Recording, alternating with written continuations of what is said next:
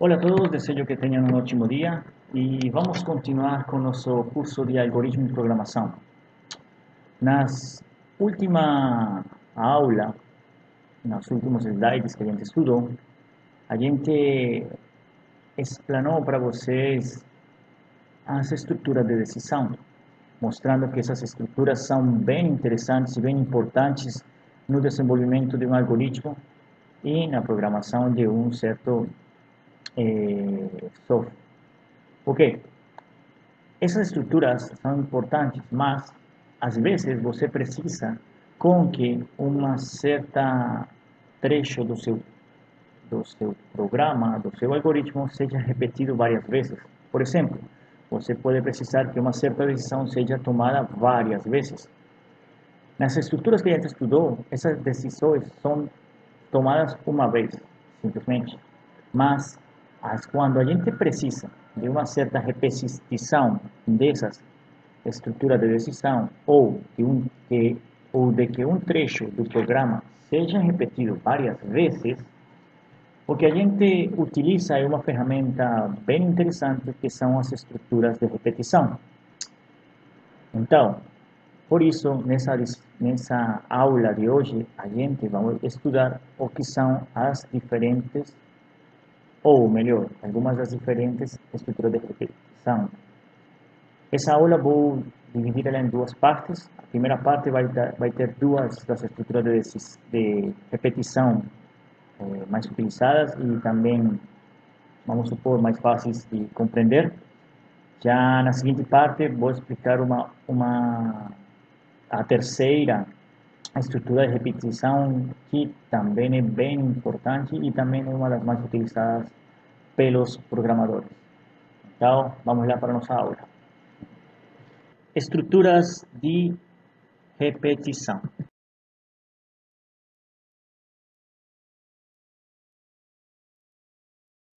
Vão possibilitar que você escolha um certo trecho do algoritmo para ser executado várias vezes, ok? Então essa é a parte interessante. Mas para entender um pouco isso e a maneira de exemplo geral dessa sessão, vamos pensar no seguinte: como vocês já sabem, eu decidi dividir essa sessão em duas partes. Então, esse exemplo que vou botar aqui agora, ele vai ser solucionado no final da parte 2. Mas vamos lá então com o exemplo. Vamos supor que você está trabalhando naquela empresa da agroengenharias e eles simplesmente querem que você faça um relatório que cadastra na empresa a quantidade de quilômetros que os carros da empresa percorrem durante um dia. Então, para isso, a empresa, a gente sabe que ela possui 15 carros e que esses 15 carros ficam à disposição dos seus funcionários. E ao final do dia é feito um controle de quantidade de quilômetros que os carros percorreram naquele dia. O sistema permite que os dados sejam inseridos em quilômetros, metros ou ainda milhas. Porém, o cálculo do controle de combustível é feito usando a unidade de quilômetro. Então, tanto faz se o operário ou empregado ele coloque em metro, milha ou quilômetro, o importante é que seu algoritmo faça a conversão desses valores para a unidade padrão, ok? Então, só para mostrar a vocês, os operários, vão ver esse tipo de tabela aqui, onde o que eu vou, vai estar simplesmente carro 1, carro 2, carro 3, 4, 5, diferentes carros, e vão colocar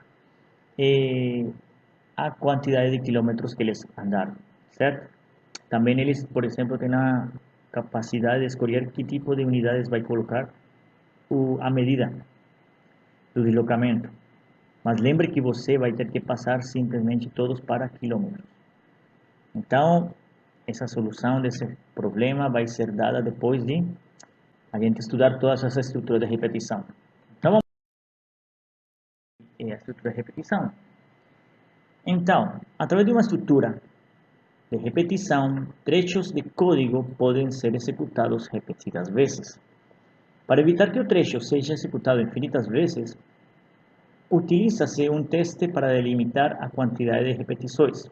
Assim, um trecho será repetido enquanto o teste for verdadeiro. Quando for falso, a repetição será encerrada.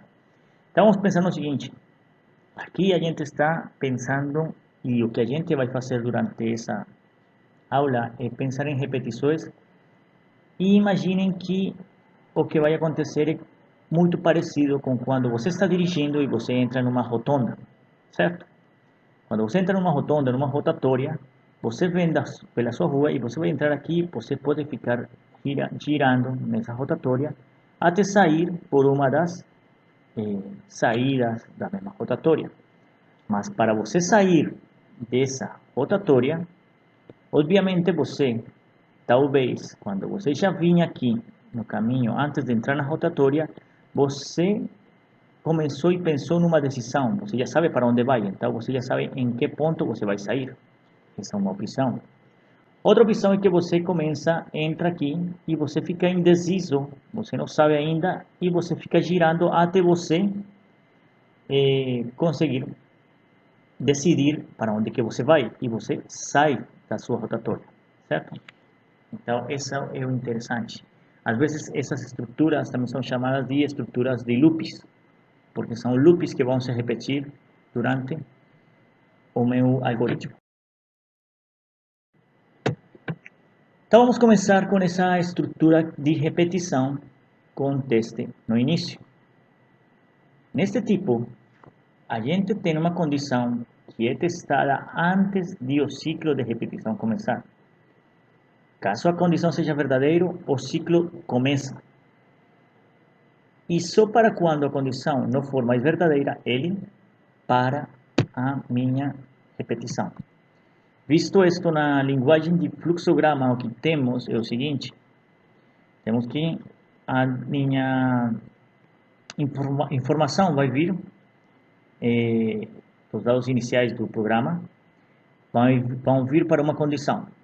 Caso a informação seja verdadeira, os comandos a serem repetidos enquanto verdadeiro serão executados e vamos ter essa linha tracejada indicando que é um laço, que é tipo um loop, para voltar a verificar a condição. Ok? Caso essa condição aqui dada seja falsa, nós já teremos a saída para o comando que vai ser feito quando a condição seja falsa. E temos a saída do nosso programa, no caso da estrutura de repetição. Quando a gente fala desse tipo de estrutura de repetição, antes disso vou aqui adicionar o ponteiro melhor para que fique mais explicado para vocês. Também temos, além da linguagem de fluxograma, temos a linguagem de pseudocódigo. Nesse tipo de linguagem, a gente vai escrever da seguinte forma. Aqui a gente vai utilizar os seguintes comandos: enquanto, faça e fim do enquanto. Então, o que você vai dizer ao programa é: enquanto a condição for verdadeira, faça os comandos que você está pedindo para ele. Ok? Quando a condição não for verdadeira, vem para o fim do enquanto, e então vai ter uns comandos a serem feitos quando falso. Essa seria a estrutura simples. Vamos explicar um exemplo um pouco mais simples para poder enxergar mais facilmente que esse tipo de estrutura. Então, vamos ter que implementar um algoritmo para avaliar os dados de entrada para a empresa Agroengenharia. Esse algoritmo vai receber os valores referentes a comprimento de algum objeto e tais valores devem ser positivos. Obviamente, o comprimento de um objeto não é negativo, então eles têm que ser positivos. E estar na unidade de metro. Caso contrário, o programa se encerra. Então, o que eu quero é que simplesmente vamos alterar o algoritmo para que, em vez de encerrar a execução com um valor negativo, vamos supor nosso operário ele se equivocou e ele escreveu por engano, por erro, um número negativo. Ou, ainda assim, ele escreveu uma unidade diferente a metro. Então, aí teria que fechar o programa e voltar a abrir de novo. Então, para não ter que fazer isso, o que eu quero é que o meu algoritmo agora Caso nosso operário ele erre, o que eu quero é que o programa volte a pedir que o usuário digite novamente o valor, porque assim ele vai perceber, olha, eu errei, vamos digitar do jeito certo, tá ok? Então vamos lá. Nesse algoritmo, a variável que está sendo utilizada para controlar o laço de repetição vai ser o próprio valor do comprimento e da unidade de medida, certo? Essa é a charada ou a chave do assunto. A gente tem que saber qual é esse elemento de controle do laço de repetição. Nesse caso, então, temos que o controle vai ser o valor do comprimento e da unidade de medida. Então, vamos ver a solução em fluxograma e no pseudocódigo como vai ficar. No fluxograma, temos que a solução é dada pelo seguinte diagrama. Temos os dados de entrada, ele vai ler o comprimento, certo? Então ele vai analisar, olha, se o comprimento for menor que zero, se isso for verdadeiro, no caso estamos falando de um negativo, então ele vai enviar uma mensagem dizendo entrada inválida. Ele vai ler novamente o comprimento digitado pelo nosso operário e vai voltar para o laço para cá. Ele vai fechar aqui o laço e volta novamente a examinar. Será que o comprimento novo escrito pelo nosso operário é menor que zero? Vamos supor que o cara errou de novo. Se ele errou de novo, volta a ser verdadeiro, entrada inválida, lei e o nosso operário vai ter que escrever de novo o comprimento. Quando ele escreve o comprimento já sendo positivo, volta para cá, comprimento é maior que zero, ele já é positivo, então o comprimento sim é maior que zero, então a resposta aqui, comprimento não é menor que zero, então ele é falso. Essa condição aqui vai ser falsa, porque agora nosso comprimento é maior que zero, estamos falando de um comprimento positivo. Beleza, ele vai entrar agora nessa outra parte do meu algoritmo e ele vai ler agora a unidade. Ele vai ler a unidade e ele vai verificar a unidade é exatamente igual a metro. Se a unidade for metro, se a unidade não for metro, desculpa, se a unidade não for metro, então vai dar, se a unidade for diferente de metro, vai dar verdadeiro, a unidade vai ser inválida, e vai ler novamente a unidade, volta ao laço, e ele escreve aqui, unidade diferente de metro, é diferente de metro, então, verdadeiro, unidade inválida, leia novamente a unidade, volta para o laço. Unidade, vamos supor que agora o nosso operário escreveu de forma certa a unidade em metro. Unidade diferente de metro é falso, porque agora a unidade é igual a metro. Como a unidade é igual a metro, então a resposta é falsa. Ele vai fazer o cálculo que eu quero ou desejo fazer e acabou meu fluxograma. Na forma de pseudocódigo, o jeito de escrever vai ser assim. Aqui vamos escrever já todo o algoritmo completo. Então, o algoritmo da agroengenharias inicia variáveis, vamos ter as variáveis, e vamos ter as seguintes variáveis, que são comprimento, que ele chamou de comping, ele disse, olha, essa aqui é uma unidade real, ok? Vamos ter outra unidade que é outra variável, que é a variável de unidades, que essa variável de unidades é uma variável de texto, certo? Como se fosse aqueles char que a gente estudou lá no laboratório. Ele vai ler então o comprimento, certo? Ele vai dizer aqui, olha, enquanto o comprimento seja menor que zero, ou seja, valores negativos, faça o seguinte, escreva na tela entrada inválida. Aí o operário vai ler entrada inválida, ele vai escrever de novo e o computador vai ler comprimento, ou seja, no caso, um novo comprimento, certo? Ele vai voltar aqui enquanto comprimento, se, no caso, comprimento agora se for maior que zero, Então, o comprimento menor que zero, não, o comprimento agora é maior que zero, então isso aqui estaria falso, então ele já vem logo para o fim enquanto. Então já temos um número positivo. Depois ele vai vir na linha 11 e vai ter que ler a unidade. Então vai ser associada a leia a unidade. Depois dele ler a unidade, vai ter enquanto a unidade for diferente de metro, faça o seguinte: escreva unidade inválida, leia a unidade, certo? Fim do enquanto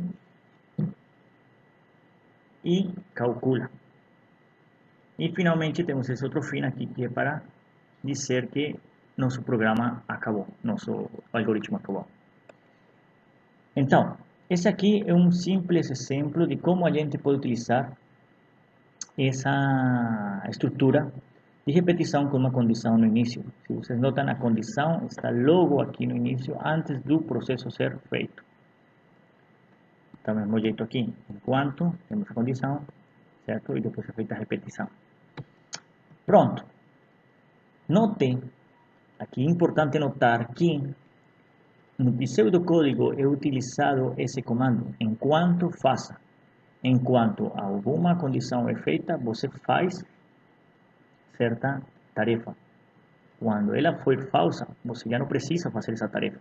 Ok? Pronto. Vamos supor que aqui você entrou logo no dia 16. Se eu entro aqui logo no dia 16, 16 é menor ou igual que 15, isso é falso.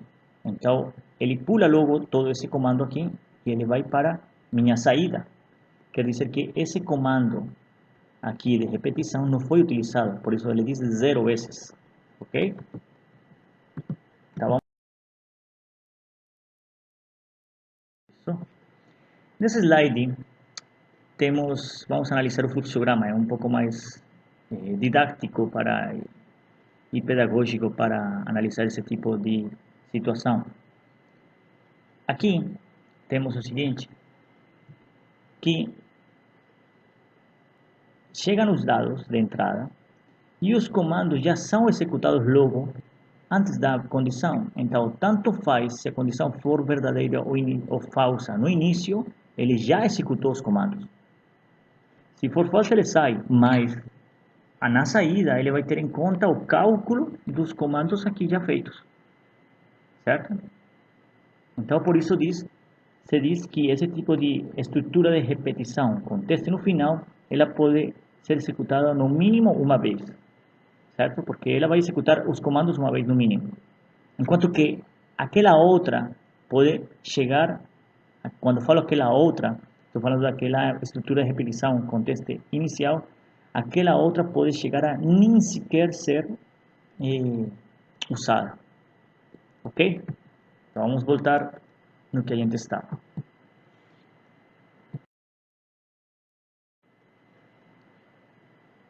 Pronto. Para entender um pouco melhor essa estrutura com teste no final, vamos escrever um algoritmo que vai lembrar a vocês muito essa parte de álgebra e de cálculo. E o que a gente quer simplesmente é escrever um algoritmo que calcule o fatorial de um número. Então, não sei se muitos de vocês estão lembrados, mas o fatorial de um número simplesmente é uma multiplicação, certo? Em sequência. Então, vamos pensar como a gente pode resolver isso aí. Primeiro temos que pensar como é que é a matemática disso. Temos que saber como é a matemática desse fatorial para depois aplicar essa matemática no nosso algoritmo.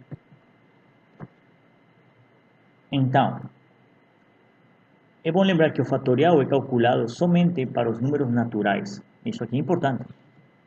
Lembre que fatorial somente é números naturais, ou seja, são números inteiros e que são positivos. Ok? Então, dado um certo número natural n, seu fatorial é o produto de todos os seus antecessores até 1. Representamos o fatorial de um número com n e esse signo aqui, símbolo de exclamação. Então, o fatorial, por exemplo, de 5. 5 fatorial, e você fazer o seguinte: 5 vezes 4, o valor disso aqui vezes 3, o valor desses 3 vezes 2 e o valor de toda essa multiplicação vezes 1. E se você confere aí na sua calculadora, você pode revisar que o valor vai dar 120. Ok? Vamos então escrever essa solução num fluxograma e no pseudocódigo para que eu possa calcular automaticamente desde meu computador o fatorial de um valor qualquer digitado por qualquer pessoa. Vamos lá. Ok. No pseudocódigo tenho o seguinte. Vamos estabelecer como controle uma variável que se chama controle e vamos associar ela logo o valor de 1. Vamos associar fatorial e logo fatorial vai ser 1. Ok? Aqui vamos mostrar na tela para o usuário que ele digite um número. Ele vai digitar um número, vamos supor 3. Ok? Ele vai ler N. N vai ser esse número, no caso 3, certo? Então, depois de ler 3, ele vai entrar. Ele vai dizer, olha, fatorial associe fatorial, que no caso vale 1, vezes o número de controle. Ok? Então, seria, se fatorial vale 1 vezes 1 daria 1, vezes 1 dá 1. Então, fatorial vale 1 por enquanto. Ok? Controle vai ser, então, controle mais 1. Então, nesse caso, seria, se ele entra agora, vai ser 1 mais 1 vai dar 2, certo? E ele vai vir aqui, agora vai dizer controle, vamos entrar na decisão, controle tem que ser menor ou igual que n. Então, o controle até agora está valendo quanto? 1 mais 1 dá 2. Então, o controle valeria 2. E 2 é menor ou igual que 3, que foi o digitado pelo nosso usuário? Sim, 2 é menor ou igual que 3. Como 2 é menor ou igual que 3, então, ele volta, certo? Ele volta aqui. Ele faz a fatorial, escreva agora, fatorial vezes controle. Fatorial seria quanto agora? Fatorial, lembre que fatorial tinha o valor de 1, né? Então, 1 vezes controle, controle agora vale 2. Então, 1 vezes 2 dá 2. Então, temos 2. Controle vai ser agora o valor de controle mais 1. Lembre que controle estava em 2, agora vai 2 mais 1 vale 3. Vamos para a decisão. 3 é menor ou igual que 3, então sim, isso é verdadeiro, então continua aqui. E então vai ficar fatorial, vamos ser igual a fatorial, lembre que fatorial estava em valor de 2, então 2 vezes controle, controle quanto vale? 3, 3 vezes 2 dá 6, então fatorial de 3 está dando 6, ok? Vamos para o seguinte comando e ele diz controle, controle seja igual a quem? Controle mais 1, controle estava já em 3, 3 mais 1 vai dar 4. Eu venho aqui e entro na decisão. 4, que é o controle, é menor ou igual que 3? Pensem aí um pouquinho. Então, 4 não é menor ou igual que 3. 4 é maior que 3. Como 4 é maior que 3, a resposta a essa decisão aqui é falsa. Então, já não vai ser mais repetido o loop. O que vai acontecer é que já vou sair do loop e vou poder escrever, vou mostrar na tela o fatorial. E o fatorial da gente deu 6. Que se você quiser, pode pensar da seguinte forma. O fatorial de 3 é quanto? É 3 vezes 2 vezes 1. 3 vezes 2 dá 6. E 6 vezes 1 dá 6. Então, nosso programa, o nosso fluxograma está muito certo. Vamos para o pseudocódigo. No pseudocódigo, já é escrito o programa mais completo. O programa vai ser da seguinte forma. Algoritmo de fatorial. Inicio. Vamos dar nossas variáveis. Então, vamos ter 3 variáveis, controle, n e fatorial. As 3 variáveis são inteiros, ok? São números inteiros os três. Controle, vamos iniciar exatamente igual que como a gente fez aqui no fluxograma. Controle, o valor inicial de controle vai ser igual a 1, fatorial igual a 1, certo? E agora vamos escrever na tela o seguinte: escreva. E essa mensagem que está aqui vai ser a mensagem que vai aparecer na tela para o usuário. Digite um número para calcular o fatorial. Ok? Ele vai ler N é o número que o usuário escreveu. Agora eu falo para o seguinte: faça a variável fatorial igual a fatorial vezes controle e a controle que seja igual a controle mais 1 enquanto controle seja menor ou igual a n. Isso que estou querendo dizer. Vamos fazer o mesmo exemplo com n igual a 3. Com n igual a 3 acontece o seguinte: fatorial começa com o valor de 1, lembrando aqui, e controle com 1. Então vamos lá. 1 vezes 1 faz que fatorial agora seja 1. Controle vai ser quanto? 1 mais 1 vai dar 2. Então, faça enquanto controle agora vale quanto? 2. 2 é menor ou igual que 3, que foi o valor digitado pelo usuário? Sim, 2 é menor ou igual que 3, isso é verdadeiro. Então, volta aqui. E o computador vai fazer. Fatorial agora vai ficar quanto? Fatorial vezes controle. Fatorial era 1. 1 vezes controle, que controle era? E agora 2, né? Então, 1 vezes 2 dá 2. Ok.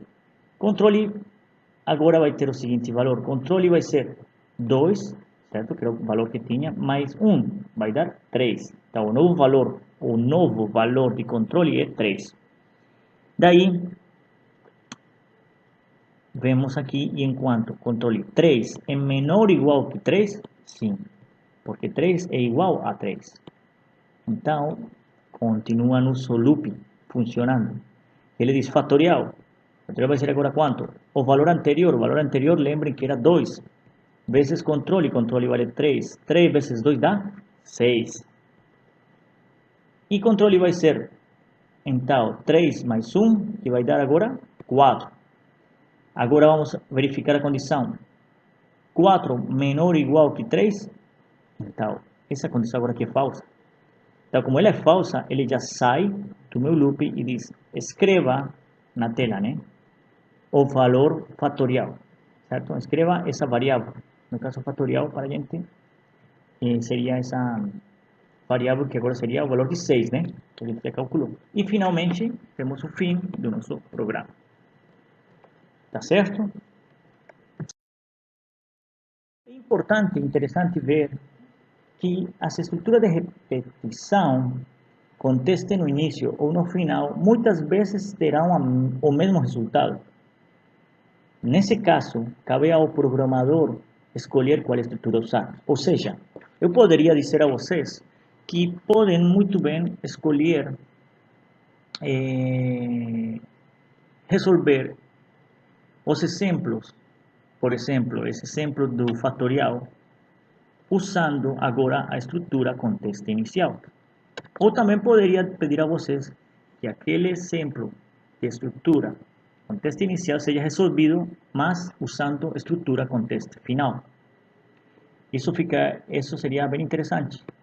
Mas vamos pensar no seguinte, por enquanto.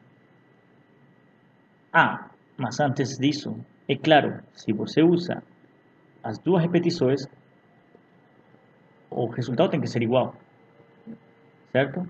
Só existem alguns poucos casos nos quais você se vê obrigado a usar um certo tipo de estrutura de repetição. São poucos, mas existem. Tipo, são casos nos quais você precisa somente de por exemplo, estrutura com decisão no início para esse tipo de problema. Mas são poucos, tá ok? E vice-versa também acontece. Então, como uma atividade para vocês, quero que vocês pensem no seguinte: o algoritmo anterior calcula o fatorial de um número natural. Quantas vezes o bloco de repetições iria ser executado nesse algoritmo anterior, né? E qual seria o resultado caso o número escolhido pelo usuário fosse zero? Já pensaram nisso? Eu quero que pensem nisso e me enviem aí por e-mail, pode ser, me enviem essa resposta.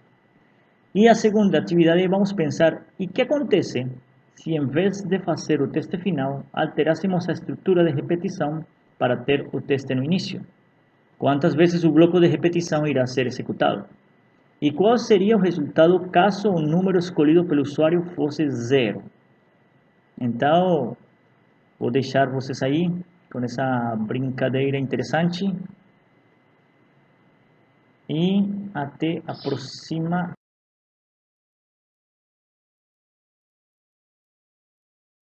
E até a próxima aula, meus caros. Pensem nessas respostas, pensem sobretudo na segunda, certo? É bem interessante pensar nesse exercício. Então, até a próxima aula e muito obrigado pela atenção. E qualquer dúvida, como já sabem, podem me escrever aqui no meu e-mail. Abraços e continuamos aprendendo cada dia um pouco mais. Tchau, tchau.